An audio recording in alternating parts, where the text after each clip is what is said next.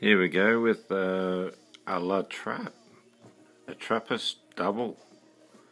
This should be good. This one's from Holland. I love the Belgium and Dutch beers. They're just, I know they've got my fancy. How about you guys? They seem to do them well. I like the double box, as they call them in Holland. Doubles, mate. The old doubles. Dubbel. Alright, well let's try this one. It's a nice colour. Lovely head. Gee, that's gorgeous, isn't it? Cheers, fellas.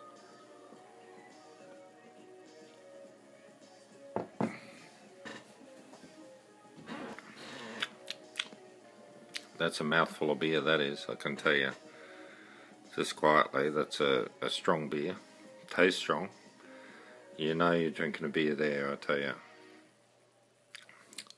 Those monks know what they're doing. I can sort of vouch for that. That's only 7%. Tastes like about 9 to me. It tastes stronger than 7. That's a lovely beer. It's like full on. If you drink something like that every day, I tell you, it'd be like, it's like having a meal. Have a couple of bits of bread with that. It'd be like a malt sandwich. It'd be lovely, wouldn't it? Well, I was thinking about when I was travelling overseas and I was in Colombia, and I was with my mate Graham from Canada.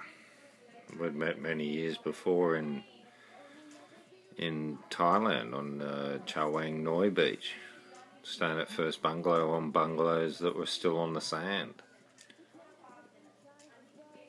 He was in one, Julian was in another, Daryl in another, and I was in another. And it was fantastic. We became close friends after that and just kept catching up and travelling the world together. Once we were in Colombia, and Graham, he wasn't feeling too well and didn't want to go out.